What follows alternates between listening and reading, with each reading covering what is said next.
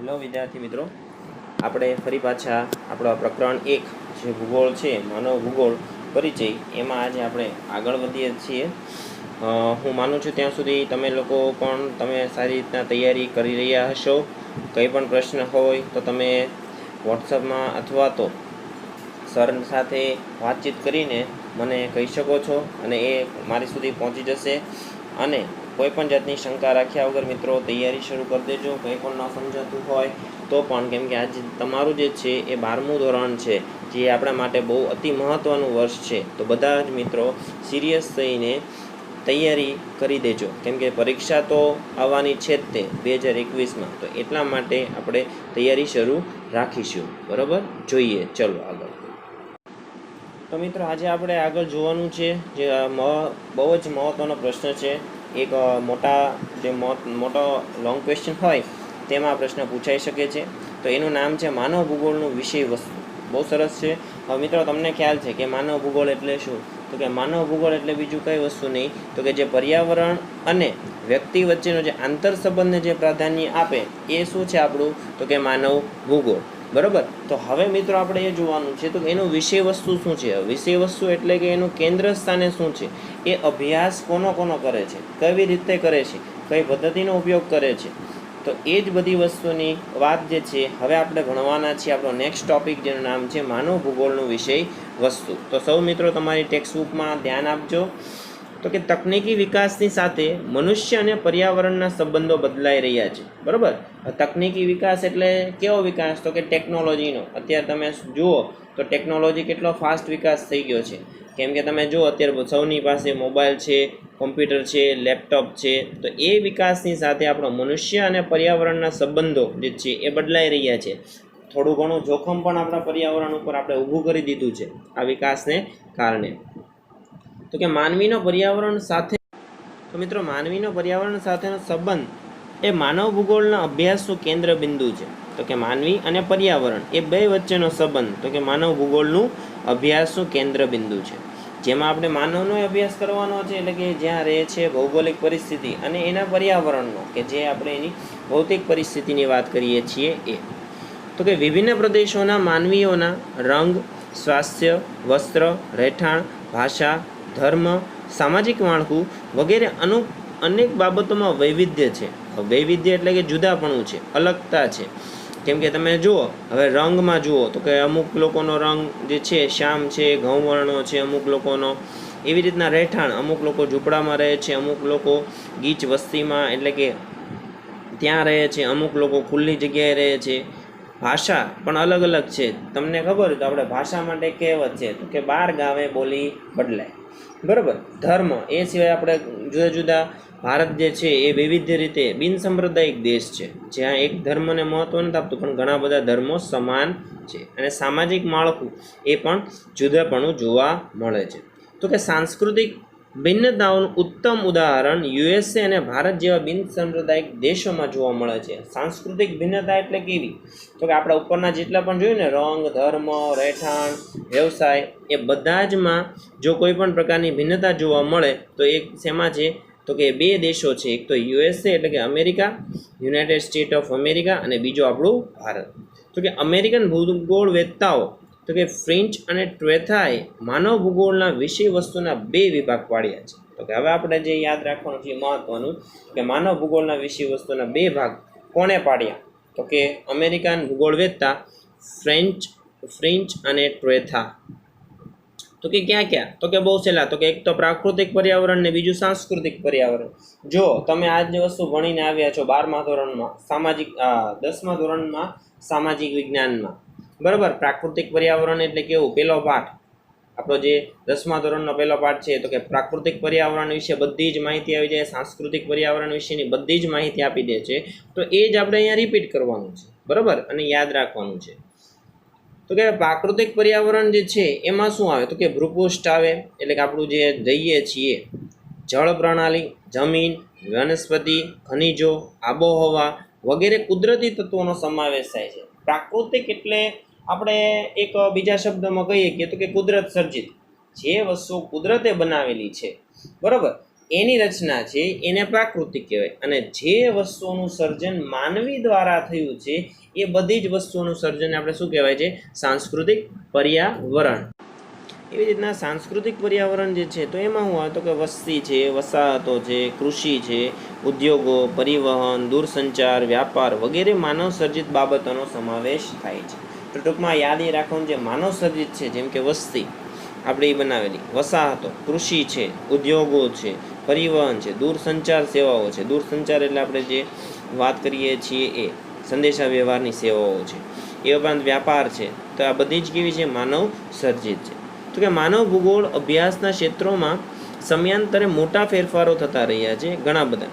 તો કે 20મી સદીની શરૂઆતમાં સાંસ્કૃતિક અને આર્થિક પાસા પર ધ્યાન આપવામાં આવ્યું હતું, પરંતુ પછીથી માનવ સમાજ સામે આવેલી નવી સમસ્યાઓ અને પડકારો વિષય વસ્તુના કેન્દ્રમાં રહ્યા. તો કે પહેલાં કોના ઉપર ધ્યાન હતું 20મી સદીમાં? તો કે આર્થિક અને સાંસ્કૃતિક પાસા પર. પણ એનાથી આગળ હવે જ્યારે માનવી સમક્ષ નવી નવી સમસ્યાઓ ઊભી થઈ છે, તો હવે એ પડકારોને આપણા મનોભૂગોળના અભ્યાસના કેન્દ્રમાં મૂકવામાં આવ્યા છે. તો કે માનવ ભૂગોળમાં તત્કાલીન, સમન્વયકારી અને આંતરવિષયક વિષયોનો સમાવેશ કરવામાં આવ્યો છે. હવે જો તત્કાલીન એટલે કે અત્યારના જે મૂળભૂત પ્રશ્નો છે એ, સમન્વયકારી એટલે કે સમાવેશ કર્યો છે જુદા જુદા પ્રશ્નોનો, અને આંતરવિષયક. હવે આંતરવિષયક કેવો એટલે કે એકબીજા ઉપર આધારિત રાખનારા પ્રશ્નો. તો કે કેવા? હવે તમને એક જ સાદું ઉદાહરણ આપું, જેમ કે બેકારી છે. તો બેકારી છે તો એ બેકારીનો સંબંધ ખાલી એકલો બેકારી સાથે નથી, પણ ગરીબી સાથે તે જોડાયેલું છે. બેકારી આવવાથી ગરીબી થાય છે, ગરીબી આવવાથી ભૂખમરો થાય છે, ભૂખમરો થવાથી ઘણી બધી પ્રકારની સમસ્યાઓ ઊભી થાય છે. તો આ શું થયું? અને શું કહેવાય? આંતર વિષયક.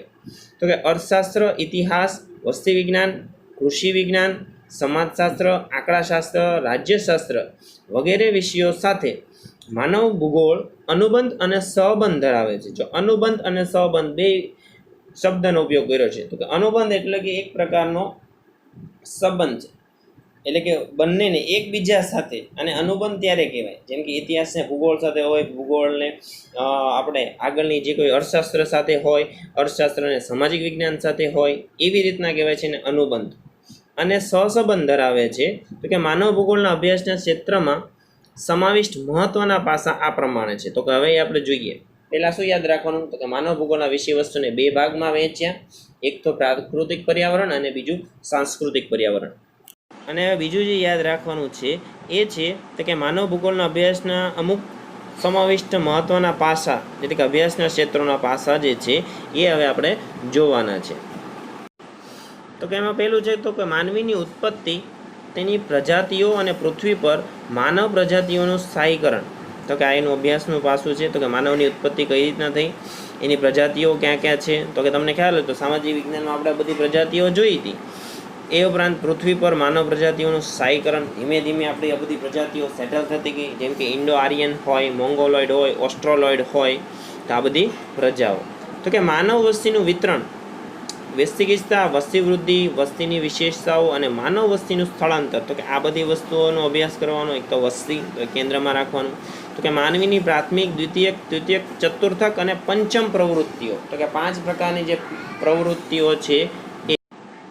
તો કે કેવું? તો કે પ્રાથમિક પ્રવૃત્તિઓમાં આવે છે તો કે એકલું ખોરાકની શોધ કરતો હતો, દ્વિતીયક પ્રવૃત્તિમાં એનાથી આગળ વધ્યો ઉદ્યોગો, પશુપાલન કરતો થયો, તૃતીયકમાં એનાથી આગળ વધ્યો, ચતુર્થકમાં એનાથી આગળ વધ્યો, અને પંચમમાં અત્યારે આપણે જોઈએ છીએ કે બિઝનેસની ને ધંધાકીય પ્રવૃત્તિ, સેવાકીય પ્રવૃત્તિમાં બહુ જ આજનો માનવી આગળ છે. તો કે એનો અભ્યાસ કરવાનો. પછી તો કે ભૂમિ સ્વરૂપો, વાતાવરણ, જમીન, વનસ્પતિ, જલાવરણ, ખનિજો વગેરે સાથે માનવીનો સંબંધ અને તેમની સાથેનું સમાયોજન. તો કે કઈ રીતના માનવી સમાયોજન થાય છે. તો કે માનવ વસાહતો, ગ્રામીણ વસાહત પ્રણાલી, શહેરી વસાહત પ્રણાલી, વસાહતોની સમસ્યા કેવા જગ્યાએ છે, કયા સ્થળ ઉપર છે, તો કે એ બધી સમસ્યાનો અભ્યાસ કરે છે. તો કે માનવીની આર્થિક પ્રવૃત્તિઓ, તો કે શિકાર છે, પશુપાલન છે, કૃષિ, ઉદ્યોગો, પરિવહન, દૂરસંચાર અને વ્યાપાર, આ વિષય વસ્તુનો અભ્યાસ કરે છે. એનાથી આગળ જોઈએ તો સામાજિક અને સાંસ્કૃતિક સંગઠનો, જે કંઈ પણ પ્રકારના આપણે સંગઠનો બનાવવા આવે છે, જેમ કે અત્યારે તે એક મહત્ત્વનું સંગઠન હોય કે જેમ કે આપણે એમ કહીએ NSUI છે, એ ઉપરાંત આપણે એમ કહીએ ABVP એટલે કે અખિલ ભારતીય વિદ્યાર્થી પરિષદ, એ ઉપરાંત માનવીની સાંસ્કૃતિક પ્રવૃત્તિઓ, તો કે ભાષા રિલેટેડ હોય, સાહિત્ય રિલેટેડ છે, શિલ્પ, સંગીત, ધર્મ, લોક સાહિત્ય, પરંપરાઓ વગેરે એનો અભ્યાસ કરવામાં આવે. તો કે ભવિષ્યના સંદર્ભમાં સંશોધનોની મૂલવણી અને સંરક્ષણની યોજના. ભવિષ્યના સંદર્ભમાં એટલે કે આ જ બધી વસ્તુનો અભ્યાસ કરીને ભવિષ્ય માટે આપણે કેટલું બાકી રાખીએ છીએ, તો એની જાળવણી કેમ કરવી અને એની માટેની સંરક્ષણ એટલે કે એનું રક્ષણ થાય એની માટેની શું યોજના અમલમાં મૂકવી, એ બધી જ વસ્તુનો અભ્યાસ કરતું હોય તો એ આપણું માનવ ભૂગોળ છે. બરાબર, આટલું સાદું છે, સિમ્પલ છે. તો કે હવે મિત્રો આપણે જોવાનું છે તો કે માનવ ભૂગોળ પરસ્પર સંકળાયેલા 3 કાર્યો કરે છે. કેવા? તો કે 3 કાર્યો કરવામાં આવે છે. હવે ક્યારેક પરીક્ષામાં સવાલ પૂછે તો કે માનવ ભૂગોળના કાર્યો, તો કે ક્યાં છે, કેટલા કેટલા? તો 3 કાર્યો લખવાના છે ને 3 તમારે અહીંયા નામ લખવાના છે. તો કે પહેલું, તો કે માનવ નિર્મિત ઘટનાઓનું સ્થિતિ સંબંધિત વિશ્લેષણ. હવે માનવ નિર્મિત ઘટના કે જે ઘટના માનવ દ્વારા થયેલી છે એનું સ્થિતિ સંબંધી એટલે કે જે કોઈ પણ સ્થિતિ હોય એના અનુસંધાનના વિશ્લેષણ કરવામાં આવે છે.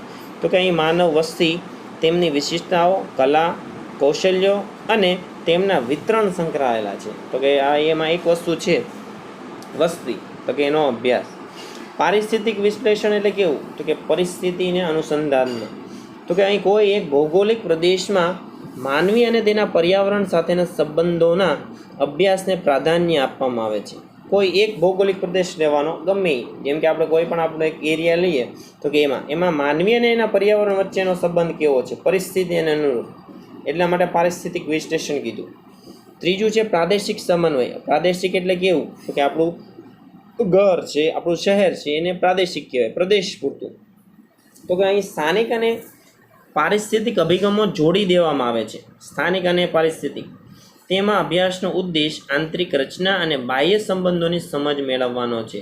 એટલે કે એ અભ્યાસનો અહીંયા ઉદ્દેશ શું રહે છે? તો કે આંતરિક રચના હોય અને બાહ્ય સંબંધોની સમજ મેળવવાનો એનો હેતુ છે. હવે માનવીના સાંસ્કૃતિક વિકાસના આધારે બ્રુન્સ અને એલ્સવર્થ હન્ટિંગ્ટને માનવ ભૂગોળ અભ્યાસ ક્ષેત્રોના જુદા જુદા વિભાગો સૂચવ્યા છે. એટલે કે ઘણા બધા વિભાગોનો અભ્યાસ કરે છે. કોની આધારે? તો કે બ્રુન્સ અને એલ્સવર્થ હન્ટિંગ્ટનના આધારે. તમને યાદ હોય તો મિત્રો અહીંયા હન્ટિંગ્ટને એક માનવ ભૂગોળની વ્યાખ્યા પણ આપેલી હતી જે ખૂબ જ સરળ હતી, તમે બધા યાદ રાખીએ છે. તો કે કયા કયા વિભાગો છે? તો કે જેમાં શ્રમ વિભાજન આવે, માનવ દ્વારા પ્રાકૃતિક સંપદાઓનું શોષણ, તો કે આપણે કેટલું શોષણ કરીએ છીએ પ્રાકૃતિક સંપત્તિનું, સંપદા એટલે કે સંપત્તિ. તો કે વધુ પડતું ખનન એટલે કે આપણે જેટલું પણ અંદરથી એમ ખોદતા જઈએ છીએ, કેમ કે આજનો માનવી પેટ્રોલિયમ મેળવવા માટે વગેરે ધાતુ મેળવવા માટે, ખનિજો મેળવવા માટે શું કરે છે? ખોદકામ કરતો જ રહ્યો છે.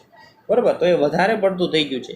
શહેરોની સમસ્યાઓ, આજકાલ તમે જુઓ મોટા સિટીની સમસ્યાઓ વધતી જાય છે.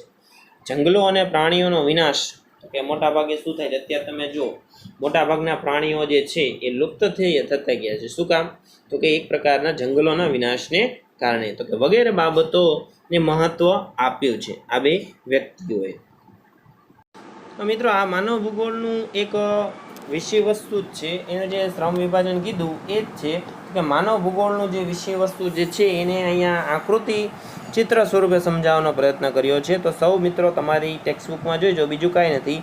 એક તો ભૌતિક પરિસ્થિતિઓ છે, તો કે જેટલી પણ પરિસ્થિતિઓ ઊભી થાય છે એ પદાર્થરૂપી. બીજું સજીવ સ્વરૂપે, એટલે કે સજીવ સ્વરૂપે આપણને કઈ રીતના અસર કરે છે. અને ત્રીજું જે છે એ આવે છે માનવ પ્રવૃત્તિઓ, એટલે કે આપણા બધાની પ્રવૃત્તિઓ. તો કે ભૌતિક પરિસ્થિતિઓના એરા જે છે એ નીચે છે, એટલે એ નીચેના બીજા કોઈ સ્વરૂપોને અસર કરે છે. જ્યારે એ જે એરા જે છે એ બે સાઈડ જો એરા હોય તો એ બંનેને એકબીજાને અસર કરતા એવો અહીંયા આપણે ખ્યાલ રાખવાનો છે. તો કે હવે કાંઈ નથી. તો કે ભૌતિક પરિસ્થિતિઓ કેવી કેવી છે? તો કે પૃથ્વી જે છે ગ્રહ રૂપે છે, એની અસર નીચે થાય, એટલે કે ભૂમિ સ્વરૂપો રહેલા છે પૃથ્વીમાં, એમાં એની ઘણી બધી અસરો ઉપર નીચે થયા કરે છે. જેમ કે ઉપર જાય છે, નીચે જાય છે. અને એ કોના ઉપર જાય છે? તો કે પહેલાં જ આવે છે આપણું જલાવરણ. તો કે આપણે તમને ખ્યાલ હોય તો આપણો મોટા ભાગનો જે ભાગ જે છે એ જલાવરણથી રોકાયેલો છે. અને ત્યારથી આગળ એની જે સ્વરૂપ જે છે એ ઉપર નીચે થયા કરે છે, અસર કરે છે. અને સીધા આવે છે આપણા ખડકો, ખનિજો અને જમીન ઉપર, અને એનથી નીચે આવે છે સીધી આપણી આબોહવા. તો કે આ શું છે? એક પ્રકારનું અભ્યાસ વિષય વસ્તુ છે. હવે તો કે માનવ સ્વરૂપે કઈ રીતના જોવા મળે? તો કે બે છે, એક તો વનસ્પતિ અને જીવજંતુ. એ બે એકબીજાને અસર કરે છે. તમે જુઓ બેના એરા, ઉપર એરો છે, નીચે એરો છે. તો એ વસ્તુ શું થયું? એકબીજાને અસર કરે છે. એનો મતલબ એમ તો કે વનસ્પતિમાં જ તે જીવજંતુનો વાસ છે, અને જીવજંતુ છે તો જ તે વનસ્પતિનો વિકાસ છે, અને એના સ્વરૂપ આવે છે આપણું કોણ આવે છે? આપણો માનવ. એટલે કે એમાં સજીવ સ્વરૂપમાં આપણો માનવ પણ છે જ તે, જે આ બંનેને એકબીજા ઉપર અસર કરે છે, ત્રીજો વ્યક્તિ. હવે માનવ આવી ગયું સજીવ સ્વરૂપમાં. તો હવે એની પ્રવૃત્તિઓ, તો કે આપણે કઈ કઈ પ્રવૃત્તિ કરીએ છીએ? તો કે પ્રાથમિક પ્રવૃત્તિ કરીએ છીએ, મૌલિક વ્યવસાય છે, એ ઉપરાંત સેવાઓ છે, અને ઉચ્ચ સ્તરીય સેવાઓ છે. તો કે એમાં પ્રાથમિક જરૂરિયાતો કેવી છે? તો કે ભોજન છે, એ બધી આપણે સંતોષીએ છીએ. વસ્ત્ર, રહેઠાણની જે કંઈ પણ પ્રકારની આપણી સવલતો છે એ. હવે એનાથી આગળ આવે છે તો કે મૌલિક વ્યવસાય, તો કે પરિવહનના સાધનો છે. એનાથી આગળ જોઈએ તો શિકાર છે, મત્સ્યાયન છે, કૃષિ છે, પશુપાલન છે, લાકડા કાપવા, ખનન. તો કે આ બધી જ વસ્તુઓ જે છે કેવી છે? મૌલિક વ્યવસાય, જે માનવોની પ્રવૃત્તિ છે. ત્યારબાદ આગળ જોઈએ તો કે સેવાઓ, જુદી જુદી સેવાઓ આપે છે. તો કે કેવી? તો કે નિર્માણ કાર્યોની સેવા છે, વ્યાપાર છે, સ્વાસ્થ્ય છે, સાંસ્કૃતિક કાર્યક્રમો છે, અને મનોરંજન. આટલી વસ્તુઓ. હવે એનાથી આગળ જોઈએ તો કે ઉચ્ચ સ્તરીય સેવાઓ પણ એક પ્રકારની પ્રવૃત્તિઓ છે. તો કે કઈ કઈ? તો કે માનો કે પ્રશાસન છે. પ્રશાસન એટલે બીજું કાંઈ નહીં, વહીવટ કહેવાય, બરાબર. એનાથી આગળ જોઈએ તો કે શિક્ષણ આપે છે, વિજ્ઞાન છે, ધર્મ છે, કલા અને સાહિત્ય. તો કે આ બધી જ વસ્તુઓ હન્ટિંગ્ટનના મત અનુસાર માનવ ભૂગોળનું વિષય વસ્તુના કેન્દ્રમાં છે. અહીંયા મિત્રો એક ચિત્ર આપ્યું છે, જેમાં આપણે બધું જોઈ ગયા. તો કે માનવ ભૂગોળના અભ્યાસ ક્ષેત્રો જે છે, તો કે અભ્યાસ ક્ષેત્રો પહેલેથી આપણે જોયા તો કે માનવની ઉત્પત્તિ અને એની પ્રજાતિઓ, માનવ વસ્તી, માનવીની પ્રાથમિક જરૂરિયાતો, એનો પ્રાકૃતિક પર્યાવરણ સાથેનો સંબંધ, સમાયોજનના પ્રશ્નો, માનવ વસાહતો છે, માનવીની આર્થિક પ્રવૃત્તિઓ છે, સામાજિક અને સાંસ્કૃતિક સંગઠનો છે, સાહિત્ય, કલા, ધર્મ, સંગીત, શાસન વ્યવસ્થાઓ અને પ્રશાસન, સંશોધન અને મૂલ્યાંકન અને સંરક્ષણ. તો કે આટલા મિત્રો જે 10 જે છે એ માનવ ભૂગોળના અભ્યાસ ક્ષેત્રો છે. લોંગ ક્વેશ્ચન્સમાં પૂછાશે, તો તમારે બહુ સરસ રીતના સાવ સહેલા છે યાદ રાખવાની અટેમ્પ્ટ કરજો, બરાબર. સારું, તો આ સાથે તે હું અહીંયા વિરમું છું. So thank you.